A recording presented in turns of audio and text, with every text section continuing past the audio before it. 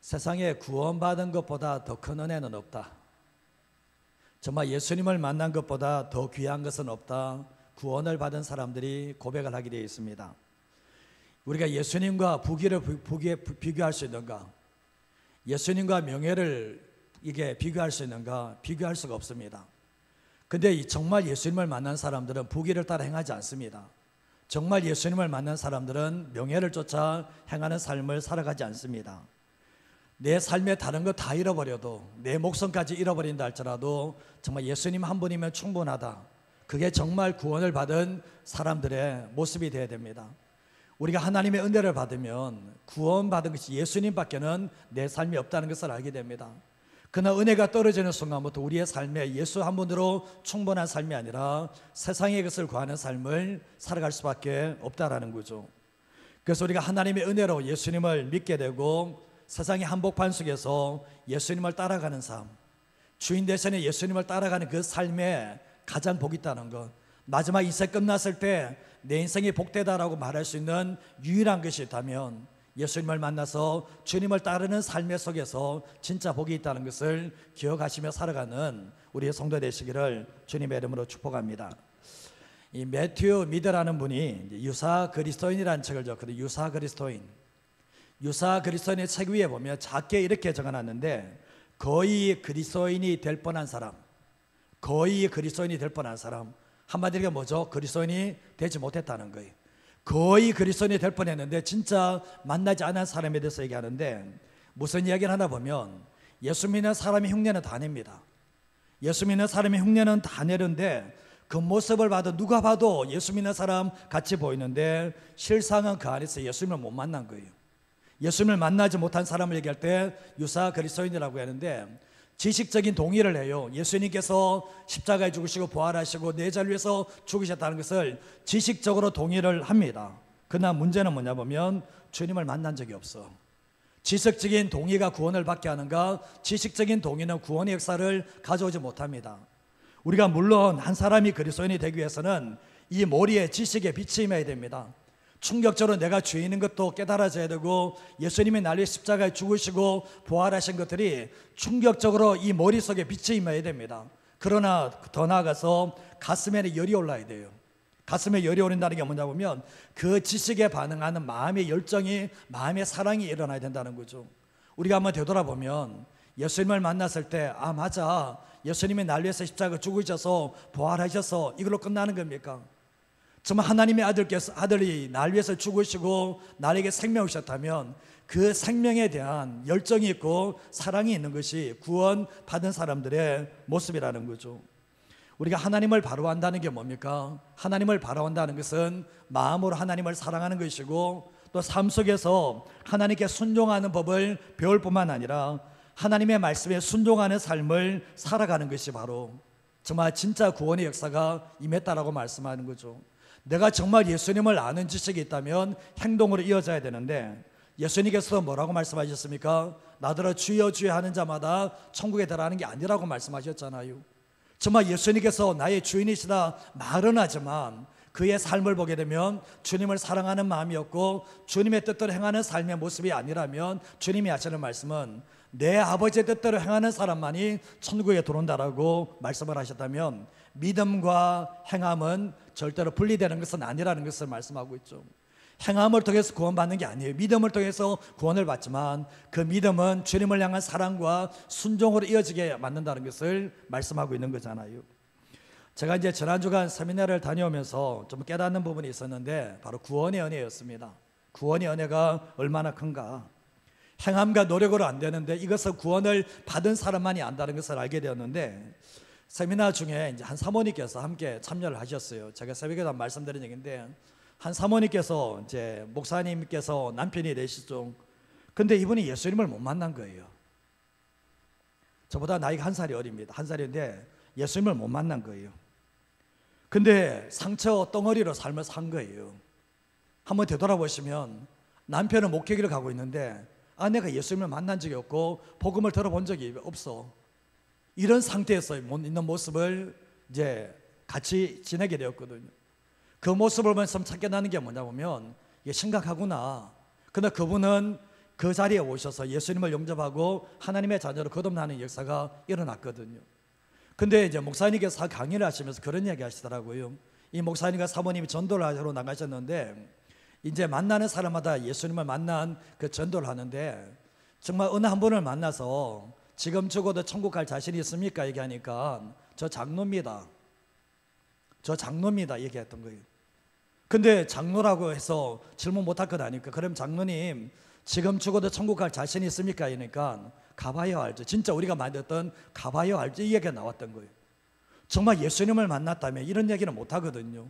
정말 예수님이 나의 구원자 되심을 믿고 하나님의 말씀을 안다면 내가 지금 죽어도 천국 갑니다. 이게 나오는 것인데 가봐야 알죠. 이런 얘기를 한 거죠.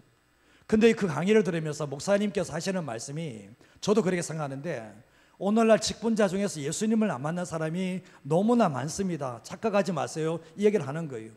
이게 뭘 이야기하나 보면 자기 입술로는 다 예수님을 만났다고 얘기하지만 정말 삶 속에서 나를 찾아오시는 그 주님을 만나지 못하니까 내 삶에 주님을 만나면 변화가 일어날 건데 내 삶에 아무런 변화가 일어나지 않는다. 내 마음속에서는 내 삶에서 아무런 변화가 일어나지 않는다는 것은 내가 지금 주님을 안 만날 수 있다는 거죠. 제가 이 자리에서 질문을 하면 여러분이 다 예수 믿는다고 말할 겁니다. 예수 다 만났다고 얘기할 겁니다. 그러나 제가 말씀드린 것은 지식적인 동의는 구원을 받는 게 아니에요. 정말 예수님께서 우리 안에 들어서 생명으로 들어오시기 때문에 그 생명은 주님을 사랑할 수밖에 없게 만들고 주님의 말씀에 순종할 수밖에 만드는 그 능력이 바로 구원에 있다는 것을 기억하시면서 살아가셔야 됩니다. 우리가 주변에 성공하는 사람들의 모습을 보면 성공하는 사람은 뭐가 좀 달라요. 성공하는 사람들은 뭐가 다른냐 보면 다른 것도 많겠지만 삶의 우선순위가 분명해요. 공부 잘하는 애들 모습을 보시면 우선순위가 분명하잖아요. 그런 거 똑같거든요. 근데 보면 우선순위가 분명하며 그대로 우선순위를 따라 행하는 사람들은 성공된 삶을 살게 되지만 정말 예수 믿었다고 해서도 불구하고 삶 속에 실패되는 삶을 살아가는 이유가 뭐냐 보면 우선순위를 따라가는 삶이 아니라 급하고 바쁜 순서대로 따라가는 사람들은 세상 속에서도 성공한 삶을 살아가기도 힘들다는 거죠. 우리가 신앙생활을 또 마찬가지 않습니까? 신앙생활할 때 우선순위가 무너지면 다 무너집니다.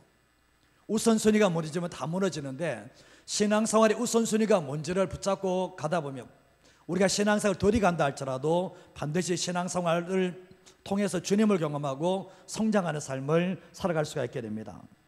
예수 믿는 사람과 믿지 않는 사람의 우선순위는 다르죠. 예수 믿는 사람과 믿지 않는 우선순위가 다른 게 뭡니까? 예수 믿는 사람들은 생각하고 말하고 행동하는 중심에 주님이 계세요. 하나님이 계시기 때문에. 그래서 우선순위가 달라지는 거예요. 그래서 예수 믿지 않는 사람들 눈에 보이는 것이 우선순위가 될 수 있겠지만 예수 믿는 사람들의 우선순위는 바뀌지 않습니다. 하나님 주님에는 우리의 삶에 우선순위가 없는 삶을 살게 되죠. 제가 지난번에 말씀드렸지만 이 남유다 백성들이 우상 숭배하고 불순종하는 삶을 반복하다가 이 바벨론 포로로 잡혀가게 되었습니다. 세 차례에 걸쳐서 포로로 잡혀가게 되었는데 BC 605년, BC 597년, 586년 이 세 번에 걸쳐서 남유다가 멸망의 길로 들어가게 됩니다. 근데 하나님께서 멸망의 길로 들어갔을 때 예레미야를 통해서 하시는 말씀이 70년이 차면 내가 다시 고국으로 돌아오게 해주겠다라고 말씀을 하셨습니다. 근데 하나님의 말씀이 정확하게 70년이 딱 찼을 때 전혀 상상하지 못한 지금 정말 더 이상 포로로 돌아갈 수 없는 상황 가운데서 돌아가게 하시는 하나님의 은혜가 있었는데 이 바사왕 고레스, 페르시아 왕 고레스가 원년 BC 538년에 예루살렘 사람들에게 다시 포로가 다시 예루살렘으로 돌아가도 좋다라는 조서를 내리게 되었습니다. 그래서 1년 후에 스룹바벨과 이 대제사장 여호수아와 함께 한 5만 명 넘는 사람이 귀환을 하게 됩니다. 근데 귀환한 사람들이 이제 제단을 쌓고 이제 성전을 BC 530년에 2월달에 성전을 건축하게 되는데 근데 이제 건축하면서 여러 가지 오염이 닥치면서 이 성전 건축이 중단된 그러한 일들이 일어나게 되었습니다.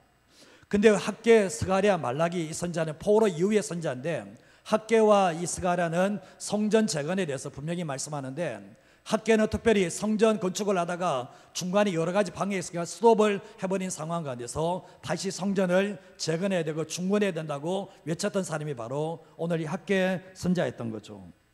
근데 학계는 오늘 본문에 나오지만 다리오 왕 2년 6살 달에 이게 주전 520년 정도 되는데 이때 예언을 하게 되었는데, 근데 결국 뭡니까? 제가 좀 전에 말씀한 성전 건축을 하다가 여러 가지 방해 때문에 스톱된 그 상황 가운데서 다시 하나님은 학계 선지자를 통해서 성전을 건축해야 된다라고 외치는 모습이 나옵니다. 그래서 성전 건축이 재건되면서 완성되어지는 일들이 일어나게 되었거든요. 자, 오늘 말씀을 첫 번째로 하시는 게 뭔가 같이 한번 읽어보도록 하겠습니다. 신앙의 우선순위는 자기 중심이 아닌 하나님 중심의 신앙입니다. 신앙의 우선순위, 우리가 신앙생활할 때 내 중심적으로 신앙생활하는가 아니면 하나님 중심적으로 신앙생활하는가. 내 중심적으로 생각하는 사람들은 내 마음대로 해요. 신앙생활을 내 마음대로 하게 되어 있고 자기 기준을 가지고 하게 되어 있거든요. 그러나 신앙생활 정말 제대로 하는 사람은 신앙생활의 우선순위가 내가 아니라 하나님이라는 것을 믿고 인정하게 됩니다. 우리가 신앙생활할 때 자기 중심에서 하나님 중심으로 넘어올 때가 있습니다. 정말 처음에는 신앙생활 예수님 만났지만 신앙생활이 다 자기 중심이거든요. 그러나 이게 고난과 시련을 거치면서 이제 삶의 어려운 문제 속에서 하나님을 경험하게 되면서 비로소 신앙의 중심축이 자기에게서 하나님께로 옮겨지는 그런 시점이 찾아오게 됩니다. 근데 사단이 세상을 통해서 사람을 통해서 환경을 통해서 역사를 하는데 우리의 신앙 자체가 하나님 중심의 신앙이 되지 못하도록 계속해서 막는 일들이 일어나게 됩니다. 근데 조금 어렵다고 해서 포기한다면 아무것도 이뤄내지 못한다는 거죠. 제가 이제 1부 때도 말씀을 드렸는데 제가 목회자로 부르심을 받고 이제 신학대학원을 졸업하고 집사람과 결혼을 했습니다. 결혼을 했는데 집사람이 그때 이제 대학병원에 간호사로 있었거든요. 근데 3교대 하다 보니까 3교대 아시죠, 그죠? 3교대 이렇게 일주일에 3교대 이렇게 돌아가는 게 하고 있었는데 주일에도 일을 하는 거죠. 주일에도 아침에 가서 저녁 때 나오기도 하고 이렇게 일을 하니까 제가 뭐라고 했나 보면 일 그만두는 게 좋겠다고. 결혼도 안 했습니다. 그거 일은 그만두는 게 좋겠네요 이랬습니다. 그러니까 제가 그 말을 하고 나는데 결혼하고 난 뒤에 보니까 계속 3교대 다니니까 그 일은 그만두고 하나님이 책임질 때문이니까 일 안 해도 되겠다고 했습니다. 근데 주님이 책임지신다라는 믿음 가지고 그만두라 그랬거든요. 그 집사람이 병원 가서 직장 그만두겠습니다 그랬습니다. 직장 이제 그만두겠습니다 이러니까 그렇게 결단을 하니까 병원에서 3교대가 아니라 이제 아침에 와서 저녁을 퇴원할 수 있는 그런 길을 병원에서 마련해 줬거든요. 아무런 결단하지 않았다면 아무런 역사가 없었을 겁니다. 근데 우리의 삶을 살아갈 때 신앙을 잃어버리는 방법들 중에 하나가 이런 거거든요. 세상 속에서 보면 우리를 유혹할 때도 마찬가지입니다. 주일 나와야 된다. 내가 결단하지 않으면 세상은 절대로 우리에게 문을 열어주지 않습니다. 그러나 내가 결단해 나갈 때 새로운 길을 열어주시는 하나님의 역사가 있게 되거든요. 지금도 요즘도 그 집사람이 많이 힘들고 막 이러면 그만두라 그래요. 제가 막 그만두라고 얘기해버려요 그냥. 왜냐하면 정말 이렇게 하나님 중심의 신앙생활을 하기 위해서는 우리의 삶에 결단이 없으면 안 된다는 것을 알게 되는데 성경 말씀에 다니엘도 뜻을 정하잖아요. 내가 정말 바벨론 땅에 와서 하나님만 섬기겠다. 내가 세상과 타협하면서 죄와 타협하면서 살기보다는 하나님만 섬기겠다 결단하고 내가 선포를 해보니까 어떻게 됩니까? 하나님께서 사람을 통해서 은혜 받게 하시고 주님만 섬기게 만들어주시는 하나님의 역사가 있게 되었던 거예요. 우리의 삶을 살아갈 때도 뭐 다 그러라고 제가 뭐 이렇게 협박하는 건 아닙니다. 그러나 우리의 삶을 살아갈 때 이게 하나님 원하시는 삶이 아니고 하나님 중심의 삶이 아니라고 생각되어질 때는 내가 결단을 해야 돼요. 내가 하나님만 섬기겠다고 결단할 때 누가 도와주시는가? 눈에 보이지 않는 하나님의 손이 도와주시는 하나님의 역사가 있습니다.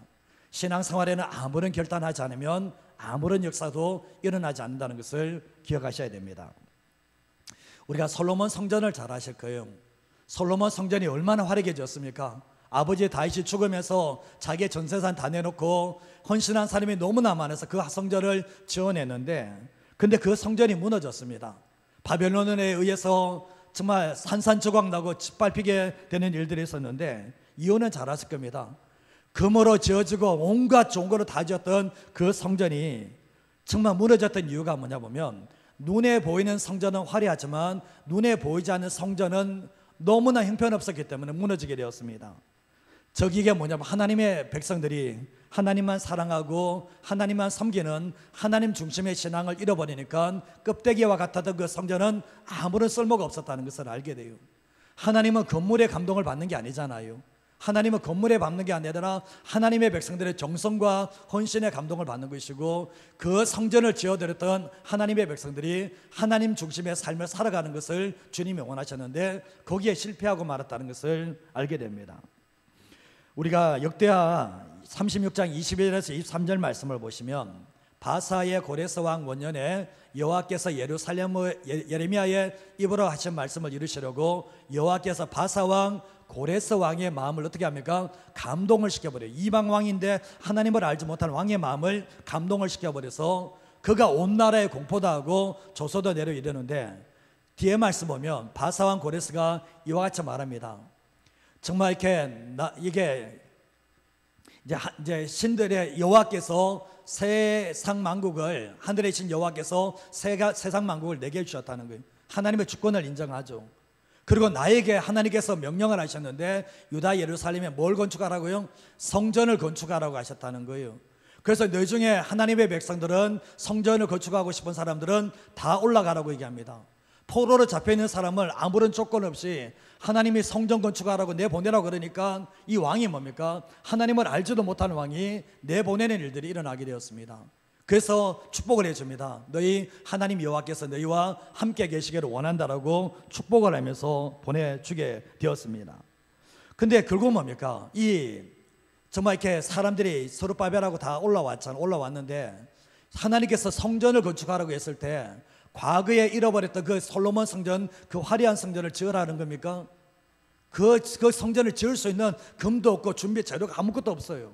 근데 하나님은 성전을 다시 건축하라고 했을 때는 그 선축이 아니라, 너희들이 하나님 중심의 신앙을 잃어버렸을 때 그 화려한 성전이 무너졌다면 다시 성전을 건축하라고 했을 때는 뭡니까? 눈에 보이는 건물만을 지어놓은 게 아니라 너희들이 하나님 중심의 신앙을 잃어버렸던 그것을 다시 지으라고 주님이 말씀하셨다는 것을 알게 됩니다. 우리의 삶을 살아야 될 그렇지 않습니까? 하나님께서 원하는 게 뭘까? 하나님은 겉모습에 속지 않아요. 하나님은 결국 뭡니까? 하나님의 백성들이 하나님만 섬기는 그 신앙을 찾기를 원하는 마음으로 다시 성전을 건축하라고 말씀하셨다는 것을 알게 되죠. 오늘 학개서 1장 1절에서 2절 말씀에도 보면 다리오 왕 2년 여섯째 달 그 초하루에 학교로 말미암아 총독과 대제사장 여호수아에게 말씀을 하시는데, 2절 말씀 보면 만군의 여호와가 이같이 말하여 이르노라, 이 백성이 말하기를 여호와의 전을 건축할 시기가 이르지 아니하였다 하느니라 라고 말씀을 합니다. 근데 이 말씀을 뭐냐 보면 지금 성전을 짓다가 어려움 당하니까 성전을 중단해버린 거예요. 중단했던 시간이 16년이 흘러버렸습니다. 16년이 흘렀는데 방해가 너무나 심하니까 백성들이 하는 말이 뭐냐면, 우리가 지금 여호와의 성전을 건축할 시기가 아직 멀었다, 때를 기다리자, 이런 얘기를 하게 되었던 거거든요.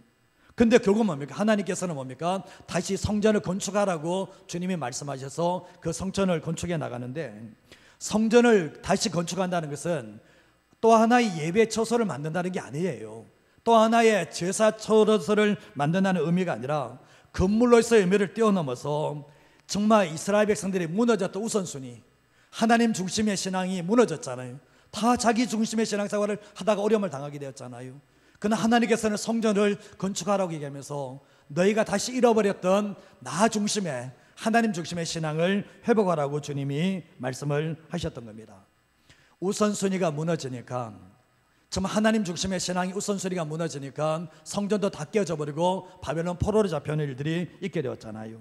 그러면 돌아와서 가장 먼저 세워야 될 것이 우선순위인데, 눈으로 보여지는 그 건물을 짓는 게 아니라 그들의 신앙, 하나님 중심의 신앙을 우선순위로 세우기를 원하셨던 것이 하나님 아버지의 뜻이었다는 것을 알게 됩니다. 우리의 삶에도 그렇지 않습니까? 우리가 보면 눈으로 화려한 보이는 교회에 와서 정말 예배 드릴 수 있습니다. 근데 그렇다고 해서 그 신앙이 자기 중심에서 하나님 중심으로 옮겼다고 말할 수 있는 겁니까? 그건 아니잖아요. 화려한 성전을 지었다고 그렇게 안 되는 거 하는 것처럼 우리 하나님께서도 우리에게 원하는 게 뭐냐 보면 교회만 나오면 다 되냐는 거예요. 주님은 그렇게 말한 적이 없다라는 거예요. 교회만 나오면 다 되는 게 아니라, 주일만 나와서 예배드리고 그게 아니라 우리의 삶 자체가 하나님 중심의 그 신앙, 그 성전이 세워지기를 원하는 것이 하나님 아버지의 마음이었다는 것을 알게 되는 거죠. 우리가 성경 말씀 사사기 21장 25절 말씀을 보시면 같이 한번 읽어볼까요? 그때에 이스라엘에 왕이 없으므로 사람이 각기 자기의 소견에 오른 대로 행하였더라. 사사시대의 비극이 뭐냐 보면, 이스라엘에 왕이 있습니까 없습니까? 하나님이 계시잖아요. 근데 하나님을 인정하지 않으니까, 하나님 중심의 신앙이 되지 않으니까 어떻게 해야 됩니까? 사람이 각기 자기의 소견에 오른 대로 행했다라고 말씀을 하고 있는 거예요. 하나님을 내 마음의 중심에 모시지 않으면 자기 소견에 오른 대로 합니다. 자기가 맞는 게 맞다라는 그런 삶을 살아가게 된다는 것을 이야기하고 있죠. 그리고 로마서 14장 7절에서 9절 말씀, 사도 바울이 하는 말이, 우리 중에 누구든지 자기를 위하여 사는 자가 없고 자기를 위하여 죽는 자도 없도다.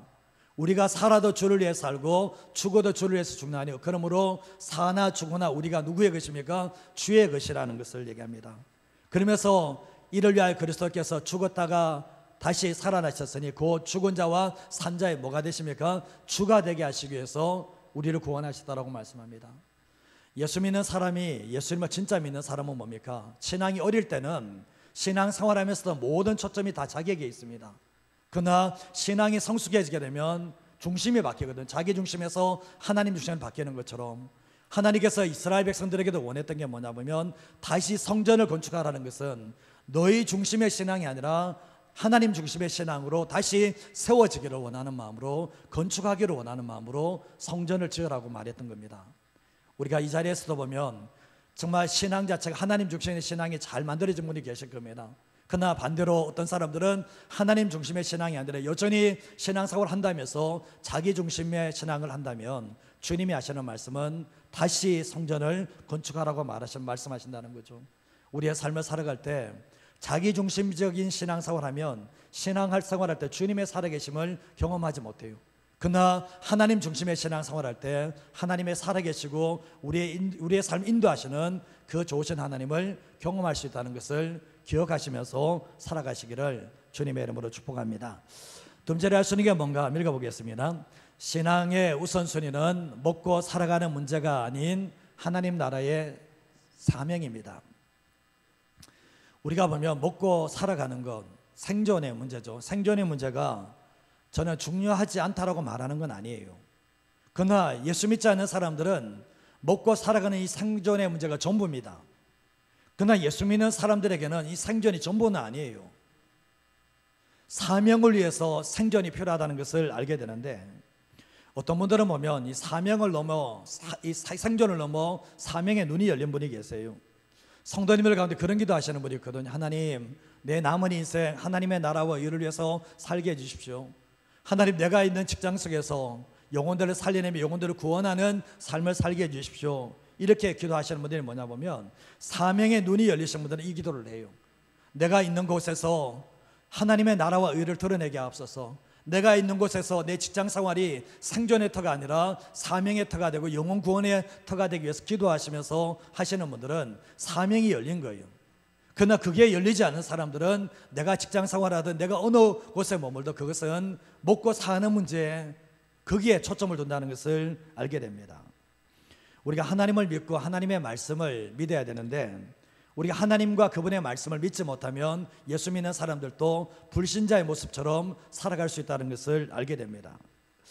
마태복음 6장 30절에서 32절 말씀해 보시면, 오늘 있다가 내일 아궁이에 던져지는 들풀도 하나님이 이렇게 입히시거든 하물며 아들 죽이면서 너희를 구원한 너희들일까냐 얘기하면서 믿음이 작은 자들아 얘기하고 있거든요.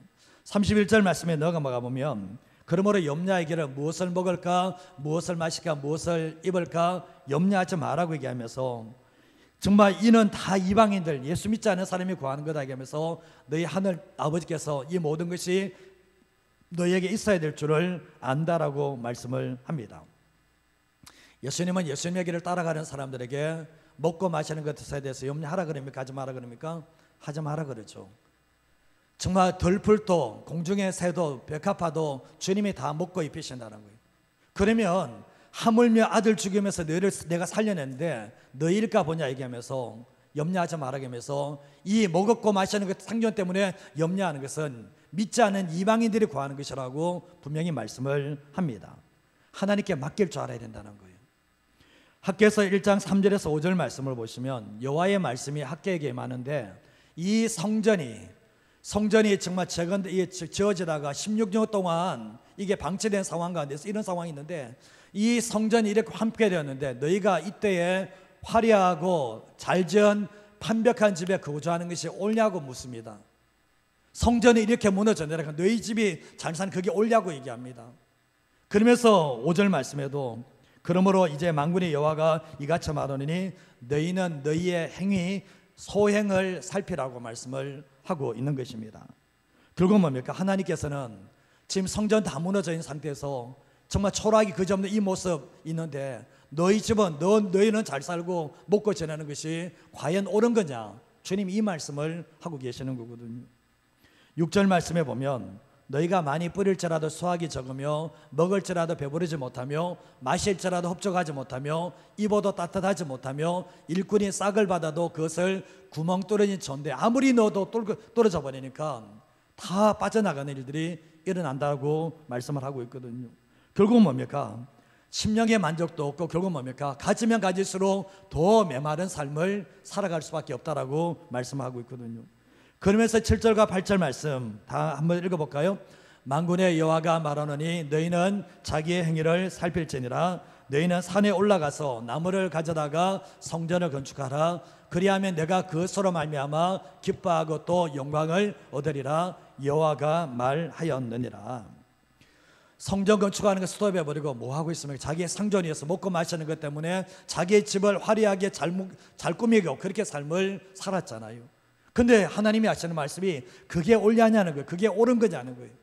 그 옳지 않다라고 주님이 말씀을 하시잖아요. 그러면서 산에 올라가서 나무를 가져다가 성전을 건축하라고 말씀을 하면서 내가 기뻐하고 영광을 얻게 될 거라고 말씀을 하고 계십니다. 결국 뭡니까? 이들은 지금 하나님께서는 고레스 왕을 통해서 성전 건축하라고 이렇게 보냈는데 돌아와서 어려움 당하니까 자기 집 짓고 있거든요. 자기 성전 문제만 여기 얽매여서 16년의 세월이 흘러간데도 불구하고 전혀 돌아올 마음이 없으니까 하나님 학개 선지자를 통해서 성전을 건축하라고 주님이 말씀을 하셨는데 이 성전을 건축한다는 게 무엇입니까? 성전을 건축하려면 하나님 앞에 헌신해야 돼요. 정말 올라가서 성전 건축하려면 산에 올라가서 나무를 가져다가 자기를 위해서 나무 가지는 게 아니잖아요. 이 여호와의 성전을 짓기 위해서 나무를 가져와서 이 성전을 짓는다는 것을 말씀하고 있는데 자기 나라보다는 하나님의 나라에 눈이 열려지고 생존보다 사명의 눈이 열려질 때 이런 삶을 살게 될 거라고 말씀을 합니다. 우리가 신앙생활할 때 보면 어떤 사람들은 예수님 만나고 난 뒤에 하나님 나라에 눈이 열린 사람들이 있습니다. 정말 눈에 보이지 않는 하나님 나라에 눈이 열려서 그것을 위해서 살아간 사람이 있는가 하면 어떤 사람들은 하나님의 일과 하나님의 나라에는 전혀 관심 없고 오로지 자기 생존에만 얽매이는 삶을 살아가는 성도들에게 주님이 말하는 게 뭔지 아십니까? 그게 옳냐는 거예요. 그게 맞냐는 거예요. 그거 아니라고 주님 말씀하시는 거거든요. 빌립보서 3장 19절 말씀 보시면 그들의 마침은 멸망이고 그들의 신은 배고 그 영광은 그 부끄러움에 있고 땅의 일을 생각하는 자라 얘기하는데 그리스도의 십자가의 원수가 되어 있는 사람들의 특징이 뭐냐면 그들의 마침은 멸망이라는 거예요. 그들의 신은 배라는 거예요. 먹고 마시고 내 배를 채우는 것이 그들의 신은 배라는 거예요. 떠다니는 배가 아니라 이 배를 얘기하는 거예요. 채우기, 자기의 정말 욕망을 채우기 이 배를 얘기하고 있고 이 사람들은 땅의 일만 생각하는 사람이라고 말씀을 하고 있는데 예수님을 믿지 않는 사람은 이런 삶을 살 수밖에 없어요. 자기의 욕망을 채우기 위해서 정말 다른 사람을 섬긴다든가 하나님의 나라 전혀 생각하지 않는 이런 삶을만 살게 되는데 오로지 땅의 일만 생각하는 그런 삶을 살게 된다는 거죠. 예수 믿는 사람들도 보면 눈을 들어서 하늘을 보셔야 돼요. 눈을 들어 하나님의 나라를 보셔야 될 경우가 보면 하나님의 나라가 안 열리는 사람들은 그들의 신은 배가 되고 땅의 일만 생각하고 결국은 정말 그 삶 자체가 정말 땅의 것을 구하다가 인생 끝날 수밖에 없다는 것을 말씀합니다. 마태복음 6장 33절 말씀에도 보면 너희는 먼저 그의 나라와 그의 의를 구하라 그리하면 이 모든 것을 너에게 더하겠다고 했거든요. 계속 염려하지 말라고 얘기하시며 주님께서 그러므로 너희는 먼저 그의 나라와 그의 의를 구하라. 하나님의 나라와 하나님의 의를 염려하라는 거예요. 이 염려를 하라는 거예요. 그리하면 너희가 염려하는 먹고 마시는 문제를 주님은 책임져 주겠다라고 말씀하시거든요. 제가 이번에 세미나 가면서 선교사님들이 정말 많이 나왔습니다. 선교사님들이 선교지 갔는데 굶어 죽는 줄 아십니까? 전혀 안 죽습니다. 훨씬 더 어쩌면 하나님의 역사를 더 많이 경험하고 있거든요. 하나님의 나라와 의로의 삶을 살아갈 때 주님께서 더해 주시는 하나님의 역사가 있다는 것을 보게 되거든요. 디모데후서 2장 3절과 4절 말씀에도 보면 너희는 그리스도 예수의 좋은 병사로 나와 함께 뭘 받으라고요? 고난을 받으라고 얘기하는 거죠. 그러면서 뒤에 말씀에도 보면 병사로 복무하는 자는 자기 생활에 얽매이는 자가 없는데 하나도 없다는 거예요. 누구를 기쁘시게 하는 겁니까? 병사로 모집한 자를 기쁘게 하는데 우리는 예수 그리스도의 군사잖아요. 병사잖아요. 우리를 부르신 분이 누굽니까? 예수님이 우리를 불렀잖아요. 그러면 우리의 삶을 살아갈 때 예수님을 기쁘게 하는 삶을 살아가는 삶 속에 진짜 만족이 있고 기쁨이 있고 행복이 있는 삶을 살아가게 되는 거죠. 여러분 삶을 살아갈 때 늘 점검해 보셔야 됩니다. 내 삶의 우선순위가 뭐냐? 먹고 마시는 거냐? 아니면 하나님의 나라냐? 정말 이 축이 옮겨오는가? 내 삶을 한번 내 삶의 우선순위가 뭐냐? 먹고 마시는 게 있으면 행복하십니까?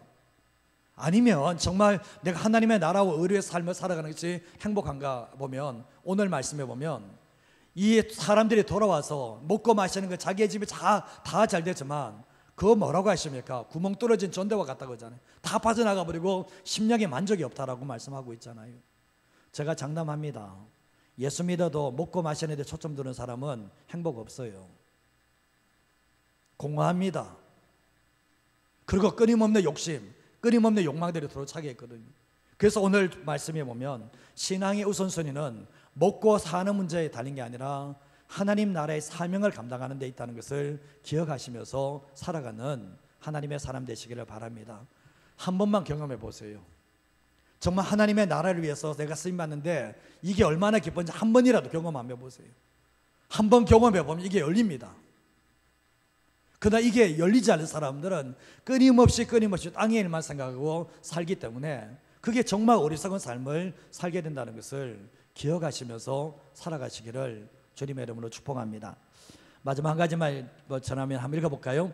신앙의 우선순위는 일상이 우선순위를 따라 행하는 삶이어야 합니다.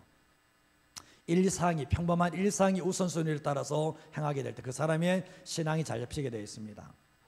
우리가 하루를 시작할 때 어떻게 시작하는가? 하루를 시작할 때 어떻게 시작하는가? 우리가 보면 하루를 시작할 때 정말 중요한 것이 뭔지를 알고 실천하는 삶을 살고 있는가 되돌아보셔야 되는데 학개서 1장 12절에 13절 말씀해 보시면 살디엘의 아들 스룹바벨과 대사장 여호수아가 모든 백성이 그들의 하나님 여호와의 목소리와 선지자 학개의 말을 동시에 듣게 됩니다. 선지자 학개를 통해서 여호와의 말씀을 듣게 되는데 이는 그들의 하나님 여호와께서 이 학개를 보내셨다는 것을 알죠. 그러면서 백성이 다 누구를 경외합니까? 하나님을 경외하고 뒤에 말씀에도 보면 그때 여호와의 사자 학개가 여호와의 뭘 받습니까? 위임을 받아서 백성에게 말하여 이르되 여호와가 말하느니 내가 너희와 함께 하노라 하니라 라고 말씀하고 있죠. 이스라엘 백성들이 왜 포로로 잡혀갔습니까? 일상이 무너져 버린 거잖아요. 일상 속에서 하나님만 섬기는 우선순위를 따라서 행하는 그것이 깨져버렸어요. 마음에 하나님의 말씀을 두고 하나님을 간절히 찾고 하나님의 뜻대로 행하는 그 일상이 깨져 버리니까 우상 숭배하고 불순종하는 삶을 살게 되었거든요. 근데 다시 이들이 뭡니까? 12절 끝부분에 보면 백성이 다 여호와를 뭐 했다고 합니까? 경외했다라고 말씀. 다시 신앙이 일상이 회복되어지는 역사가 있을 때 13절 말씀에 학개를 통해서 하나님이 하시는 말씀이 여호와가 말은 내가 너희와 뭐라고요? 함께 한다라고 분명히 말씀을 하고 있는 거죠. 여호와를 경외하는 신앙, 일상이 하나님을 섬기는 신앙은 저절로 되는 것은 아니라는 것을 알게 되죠. 말라기 2장 2절에 3절 말씀 같이 한번 읽어볼까요? 만군의 여호와가 이르노라 너희가 만일 듣지 아니하며 마음에 두지 아니하여 내 이름을 영화롭게 하지 아니하면 내가 너희에게 저주를 내려 너희의 복을 저주하리라. 내가 이미 저주하였나니 이는 너희가 그것을 마음에 두지 아니하였음이라. 보라 내가 너희의 자손을 꾸짖을 것이요 똥고 너희 절개의 희생의 똥을 너희 얼굴에 바를 것이라. 너희가 그것과 함께 자하여 버림을 당하리라. 아침부터 기분 나쁘죠, 그죠? 얼굴에 희생의 똥을 얼굴에 발라버린다는 거죠.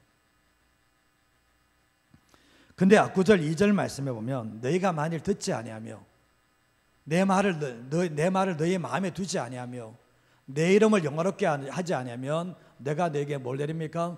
저주를 내려서 너희의 복을 저주하겠다라고 말씀을 합니다. 내가 내렸던 복을 저주로 바꿔버리겠다고 말씀을 하고 있는 거죠. 이스라엘 백성들의 가나안 땅에 들어가는 축복을 하나님이 주셨잖아요. 그러면 일상 속에서 뭡니까? 하나님의 말씀을 듣고 하나님의 말씀을 마음에 두고 하나님의 이름을 영화롭게 하는 일상을 살아가야 되는데 그 일상이 무너져 버리니까 뭡니까? 하나님의 주신 복들이 저주가 되어버린 일들이 나게 되었던 거죠. 그러면서 3절 말씀에 하시는 말씀이 뭡니까? 너희 자손을 꾸짖는다는 거예요. 부모님이 신앙생활을 잘해야 될 이유가 뭔지 아십니까? 부모가 신앙생활을 못하면 누구를 꾸짖는다고 합니까?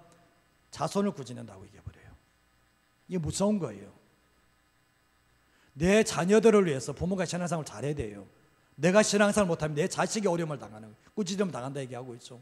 그리고 결국 뭡니까? 하나님께서는 절기의 똥이랄지라도 너의 얼굴에 발라볼 거라고 주님의 말씀을 하시거든요. 이런 말씀까지 하세요.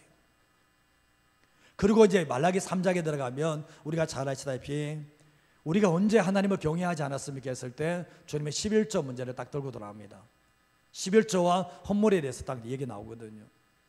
저는 보면 성도님들의 힘든 상황들을 어느 정도는 알아요. 모르지 않아요. 그러나 저는 이제 하나님의 말씀으로 여러분을 인도하는, 사실은 제가 여러분의 인생을 책임지지 못하잖아요. 솔직하게 저는 제가 말씀대로 살아야 되고 성도들을 말씀대로 살아갈 수도 인도하는 역할을 하지만 제가 여러분을 변화시킬 수 있는 능력은 없잖아요. 사실은 하나님의 말씀으로 듣는 사람에게 변화가 일어나는 거잖아요. 제가 처음에 주일 성수에 대해서 얘기를 했지만 주일을 지키는 것이 얼마나 중요한가. 코로나 팬데믹 상황 겪으면서 이 주일이 얼마나 중요한가. 어떤 사람들은 뭐 주일날 가고 싶은 데 다 가고 하고 싶은 거 다 하고 이렇게 지내는데 사실은 여기가 무너지면 신앙은 와르르 무너질 수밖에 없거든요. 시간의 주인이 누굽니까? 하나님이 시간의 주인이잖아요. 근데 그 시간, 하나님께 드려질 시간까지도 온전하게 드리지 못하면 그 삶의 일상에 하나님께 예배자의 삶을 살아가지 못하면 그 신앙이 힘들어지는 거잖아요. 11조 문제 이야기하면 어떤 데 보면 예민하게 움직이는 사람들이 있습니다.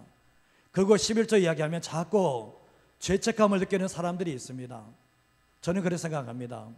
그냥 저는 그래요. 뭐 기쁘고 자원하는 마음으로 11조를 드린다고요? 처음에 그런 사람 아무도 없습니다. 솔직하게 그런 사람이 어디 있어요? 주님의 말씀이 이렇게 순종하는 거 아닙니까? 저는 그래요. 하나님께서 내게 물질 주셨고 이 물질은 내가 죽을 때 끝나는 거 아닙니까? 그런데 이 땅에 있는 동안을 주셨으면 하나님께서 내 삶의 모든 것의 주인 되심을 인정하고 드리는 거 아닙니까? 근데 그렇게 드리면 하나님의 약속이 온전한 11조를 드리면 너희 창고에 넘치도록 채워주겠다라고 주님이 약속을 하시거든요. 하나님이 그 약속 어깁니까? 아니잖아요. 제가 보니까요, 주일 성수 문제가 자꾸 펑크가 나고 11조 문제가 자꾸 펑크 나는 사람들은 신앙이 자기 마음대로 해요. 과거에 믿음의 선배들이 그런 얘기 했거든요.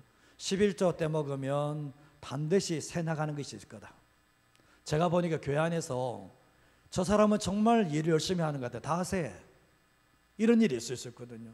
하나님이 우리에게 하시는 말씀은, 그래서 11조 얘기할 때도 너희들이 이것을 드리지 않음을 통해서 어려움 당하면 그 너 책임이라는 거 주님은 얘기를 하시는 거예요. 저는 그렇습니다. 성도님들이 안 하고 문제는 저 문제 아니에요. 저는 여러분에게 했지만 여러분들에게 이 11조는 하나님께서 자신의 이름을 걸고 한 것이기 때문에 반드시 해야 된다는 것을 말씀을 드릴 뿐이거든요.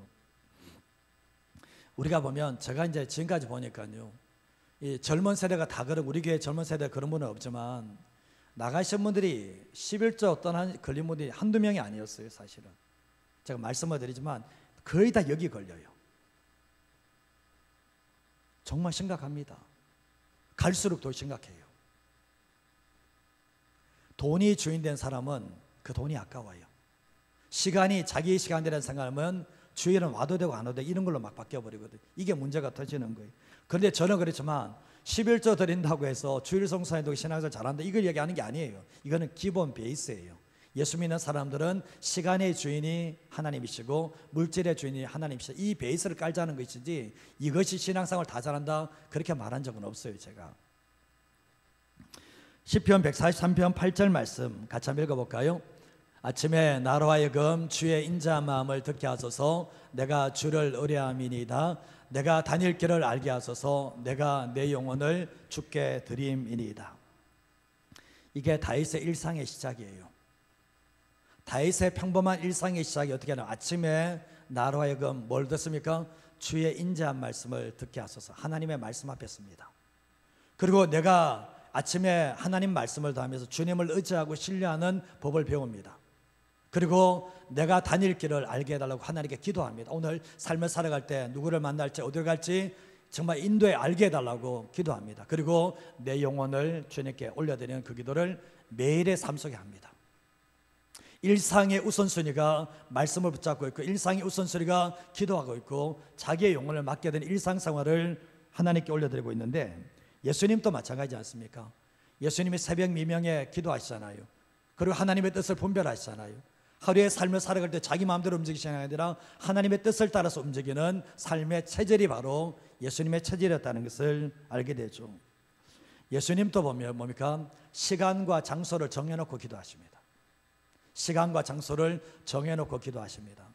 어떤 분들은 그런 분들이 계세요. 나는 어디 가서도 기도 잘하고 어디 가서도 신앙생활 잘합니다. 정말 잘하시는 분. 근데 그것이 잡혀지려면요, 어느 일정한 자리에서 기도하고 말씀 보고 이게 잡혀진 사람들은 그게 돼요. 어디를 갔었든지. 그러나 이게 잡혀지지 않는 사람들은 그게 힘들다는 것을 아시게 될 겁니다. 우리의 삶을 살아갈 때 생활에 치여서 정말 이렇게 힘들어하는 사람들은 삶의 우선순위가 무너져 버려요. 급하고 이게 바쁜 순서로 움직이거든요. 다윗은 왕이기 때문에 얼마나 바쁘겠습니까? 예수님이 구원자로 오셨을 때 얼마나 힘든 삶을 사셨습니까? 그러나 우선순위가 안 무너져요. 하루의 삶의 우선순위가 안 무너져요. 그러니까 끝까지 주님에게로 갈 수 있는 하나님의 사람이 될 수가 있게 되었던 거죠. 성경 말씀에 습관을 길러라, 체질을 만들어라, 경건에 이르도록 너 자신을 훈련하라, 이런 말씀을 하고 있거든요. 신앙생활을 훈련하지 않으면 안 된다는 것을 알게 돼요. 이스라엘 백성들이 광야길을 걸어갈 때 하나님의 역사를 그렇게 경험하는데 훈련이 안 돼요. 일상의 삶 속에 하나님께 감사하고 하나님께 기도하고 말씀 묵상하고 이게 안 돼요. 여호수아와 갈렙, 모세 이런 사람은 되지만 나머지 사람은 못 만들어내는 모습을 보게 되거든요. 그렇기 때문에 우리의 삶을 살아갈 때 이 체제를 만들기 위해서는 내가 경건의 체질, 삶의 우선순위의 체를 잡는 이 체제를 만들기 위해서 몸부림치지 않으면 안 된다는 것을 알게 돼요. 우리가 구약 성경에 성막이 있었죠. 성막 시대가 있는가 하면 성전 시대로 바뀌게 되죠. 이 성전이 무너지면서 진짜 성전의 주인 되시는 예수님이 이 땅에 오시죠. 예수님이 십자가에 죽으시며 부활하시면서 이 땅에서 성령님을 보내시면서 예수 믿는 사람들이 너희가 성전이라 그랬거든요. 그리고 우리가 성전이 되어버리는 거예요.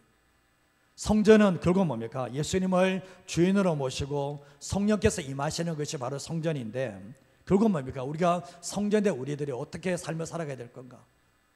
정말 우리가 주님을 믿는 사람들이 어떻게 하루의 삶을 시작하며 살아야 될 것인가? 그것을 고민하지 않으면 안 된다는 것을 알게 돼요. 신앙생활 할 때 저는 그렇게 생각합니다. 아침에 일어나셔서 큐티 하십시오. 교회 나와서 기도 못하시면 하나님의 말씀을 폐서해요. 그 하나님의 말씀을 붙잡고 기도하세요. 그리고 오늘의 삶을 주님께 맡겨드리면서 하루를 시작하세요. 그 삶이 1년, 2년, 3년, 10년 되면 그 신앙이 결국 뭡니까? 하나님 중심의 신앙이 되고 하나님의 나라와 의를 구하는 신앙인으로 살아갈 수 있는 하나님의 사람이 될 수 있습니다. 우연은 없어요. 저절로 되는 것도 없어요. 그렇지 않습니까? 그래서 신앙의 세계에 눈이 빨리 떠여진 사람들이 정말 평범한 일상 속에서 자기의 신앙을 만들어낼 수 있는 하나님의 사람이 될 수가 있습니다. 그래서 우리는 오늘 이 말씀을 기억하시면서 살아가셔야 되는데 흔들리지 않는 우선순위가 있어야 돼요. 흔들리지 않는 우선순위. 내가 오늘 삶을 살아갈 때 다른 거는 다 안 해도 하나님 앞에서 우선순위를 뭘 정할 건가? 그 우선순위를 잃어버리시면 안 돼요. 그러고 난 뒤에 그 우선순위가 정해졌다면 계속해서 지속적으로 해나갈 때 비로소 뭡니까? 내 중심의 삶이 아니라 하나님 중심의 삶을 살게 되고, 더 나아가서 먹고 사는 문제를 하나님께 맡겨드리며 사명자의 길을 걸어갈 수 있는 하나님의 사람이 될 수가 있습니다. 이해가 되십니까? 이해가 되시면 해보십시오. 다른 방법은 없어요. 저도 그렇습니다. 일상이 무너지면, 다 깨져버리면 저도 끝나버립니다. 사실은 목회자 일상이 깨져버리면 다 끝나버립니다. 목회고 뭐가 없습니다. 사실은. 그래서 우리는 삶을 살아갈 때 오늘 이 성전을 건축하라고 했던 정말 이 모습, 다시 하나님 중심의 신앙, 다시 먹고 사는 게 아니라 하나님 나라의 사명을 붙잡는 그 신앙, 너희들의 평범한 일상 속에서 날마다 하나님을 주인으로 모시고 섬기는 그 삶을 살아가기를 원하신다면 오늘날 우리에게도 동일하게 이것을 요구하신다는 것을 기억하시면서 살아가는 저와 여러분 되시기를 주님의 이름으로 축복드립니다.